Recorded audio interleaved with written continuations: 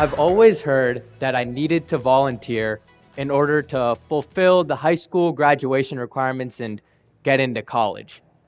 What I wasn't told, however, was the impact that volunteering could have on my life. For the longest time, I was advised to just do it for the hours. I'd often ask myself, why am I doing this if I don't even enjoy it? Well, I didn't enjoy it because I was looking at volunteering the wrong way. My perspective on volunteering started to change when I began volunteering at a local food bank. It was the middle of the winter and I was often tired and cold on those chilly Saturday mornings, but as I loaded a month's worth of essential food and materials into people's trunks, I observed many things for the first time.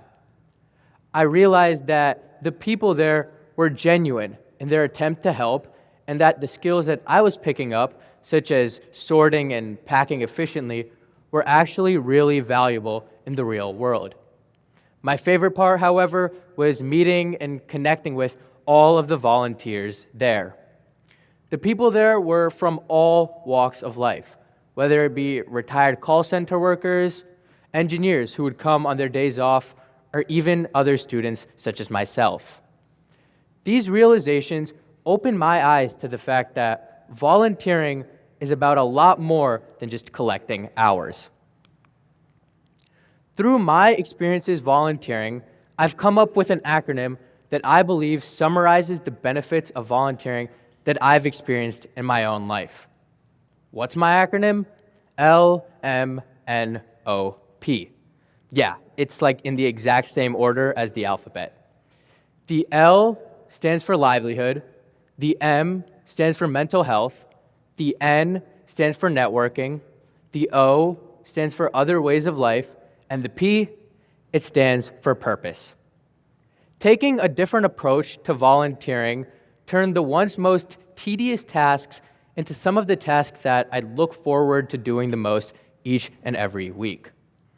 During the COVID-19 pandemic, I spent a lot of time volunteering in order to stay busy.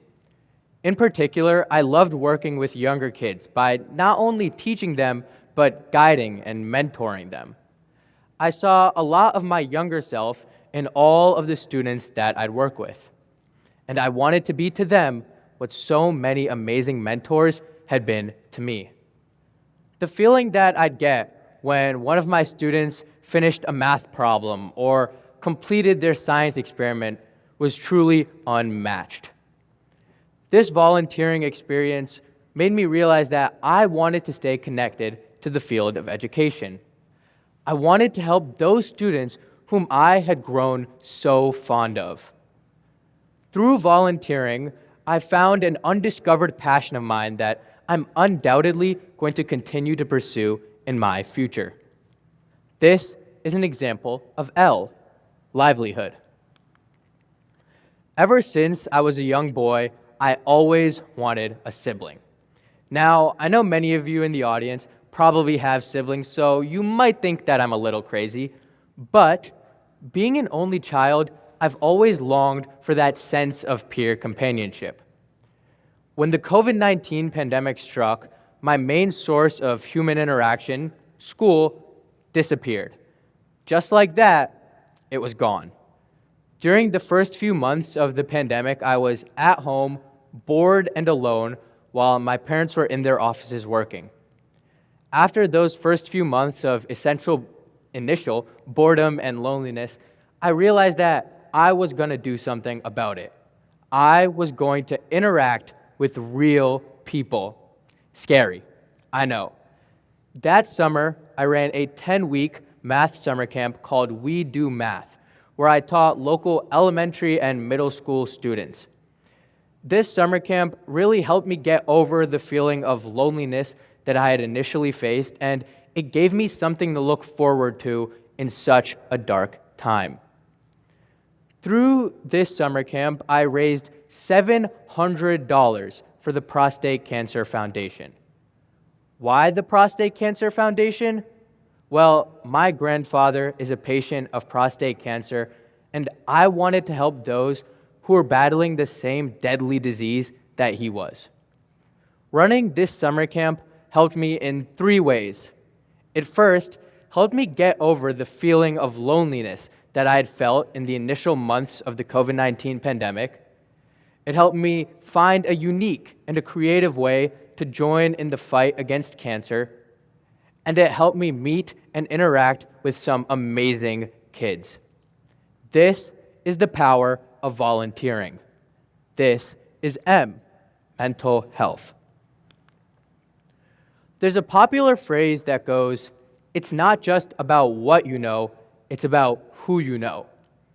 This phrase has always been significant to me as I consider myself an extrovert.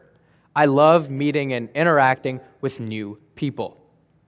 Last summer, I decided to continue volunteering by helping younger children learn, as I was a counselor at a local summer camp and a science center. My experience there was phenomenal. I thoroughly enjoyed it because I not only made amazing memories, but I made amazing friends. My freshman year of high school was completely online, so naturally, I was a little bit nervous about being in person the following year.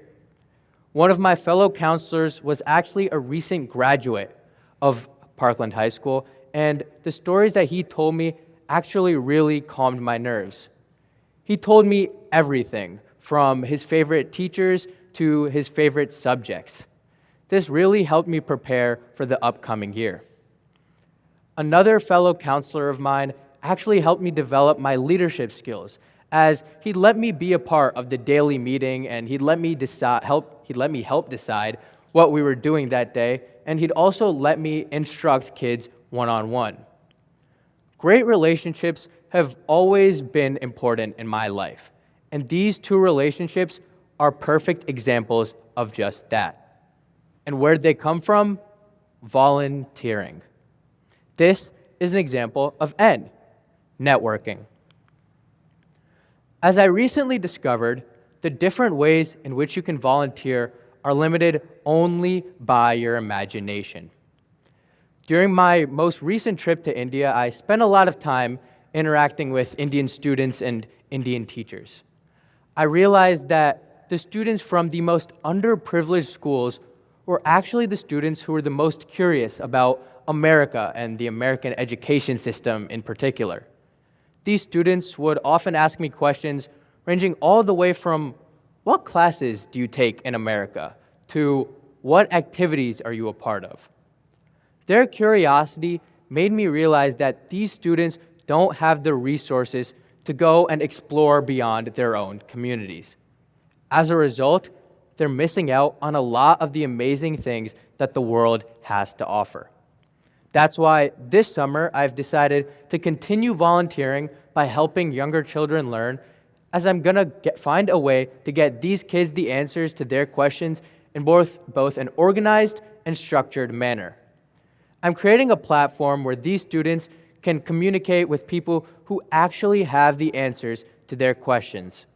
My hope is that through the advice that they gain and the connections that they get, they'll be able to turn their dreams into a reality. And although this journey has actually just begun for me, I feel like I've already started to learn a lot more about the different ways of life and the different challenges that these students in India face in their educational journeys. This is an example of O, other ways of life. I've witnessed volunteering give people their purpose back in life more than just once. I was talking with a recent retiree at the food bank one day when he told me that the work that he did with us actually gave him a day to look forward to each and every week. Retirement is a double-edged sword. Yeah, you get a lot of free time, but after a while, that free time becomes too much. Many of the retirees who I've spoken with have actually told me that while there are many perks to retirement, retirement can also cause a void and a lack of purpose. Volunteering can fill this lack of purpose. Another story that's incredibly close to my heart is one of how my aunt started volunteering at her local hospital. A quick backstory. My aunt and uncle had been trying to start a family for many, many years. Their journey had many struggles, but instead of wallowing in sadness, my aunt decided to immerse herself into community service. She had a very unique perspective on community service, as she knew that the work she did in the community would ultimately also benefit her and help her push through her darkest hour. Now, I'm not saying by any means that volunteering will get you a baby, but there's a happy ending to this story. 12 years after marriage, my aunt's dream finally came true. And now she has a little baby boy. And I have an amazing younger cousin. When talking about the dark times of the past, my aunt always mentions that without the reinvigorated sense of purpose that volunteering brought her, she doesn't know how she would have pushed through. As you can all probably guess, this is an example of P, purpose.